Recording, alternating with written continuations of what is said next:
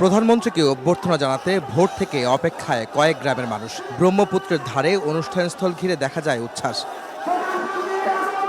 রোববার সড়ক পথে ঢাকা থেকে রওনা হয়ে বেলা 11:30টার দিকে কিশোরগঞ্জের পাকুন্দিয়ায় পৌঁছান সরকার প্রধান। আনন্দের জোয়ারে ভাসে পুরো পাকুন্দিয়া।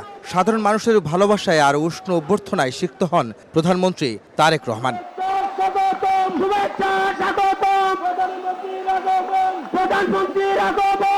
জাতীয় মৎস্য পক্ষ উপলক্ষে ব্রহ্মপুত্র নদে মাছের পোনা অবমুক্ত করেন সরকার প্রধান। পরে সভামঞ্চে বক্তব্যে প্রধানমন্ত্রী বলেন, দেশের জনগণের ভাগ্য উন্নয়নে কাজ করছে সরকার। ফ্যামিলি কার্ড, কৃষক কার্ড, খাল খনন কর্মসূচি সহ জনকল্যাণমুখী সরকারের পদক্ষেপের কথা তুলে ধরেন তারেক রহমান। আমরা ওয়াইফাই ছাড়াই ধূপধাপ আপলোড করি, কারণ আমাদের কাছে বেশি জিবি আছে। বেশি জিবি জিতবেন মাই জিপি অ্যাপে। যেই পরিকল্পনা গ্রহণ করলে, যেই পদক্ষেপ গ্রহণ করলে দেশের মানুষের ভাগ্য, বিশেষ করে গ্রামে থাকা মানুষগুলোর ভাগ্য, উপজেলায় থাকা মানুষগুলোর ভাগ্যের পরিবর্তন হবে ধীরে ধীরে, আমরা সেই কাজগুলো করতে চাই প্রিয় ভাই বোনেরা।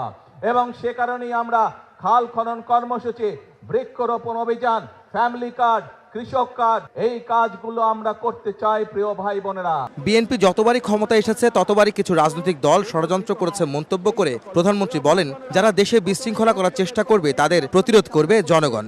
অতীতে যেমন দেখেছে বিএনপি বাংলাদেশ জাতীয়তাবাদী দলকে বাংলাদেশের জনগণ যতবার দেশ পরিচালনার সুযোগ করে দিয়েছে, দেশের দায়িত্ব যতবার অর্পণ করেছে, আমরা দেখেছি কিছু সংখ্যক রাজনৈতিক দল বিশৃঙ্খলা তৈরি করেছে।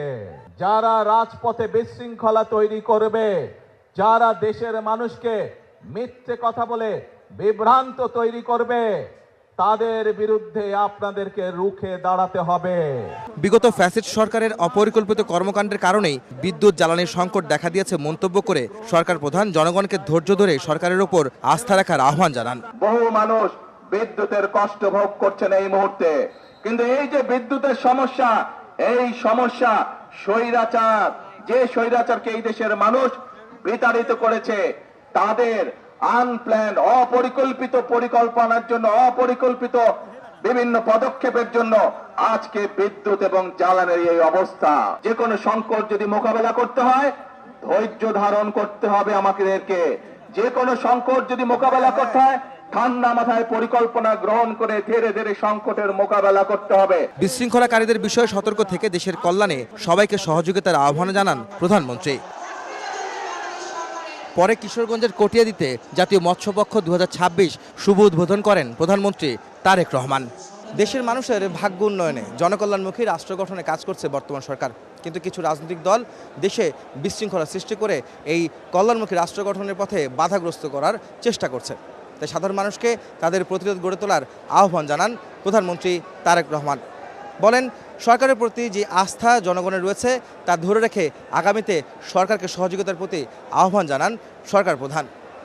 কিশোরগঞ্জ থেকে আহমেদ সালেহীন, সময় সংবাদ।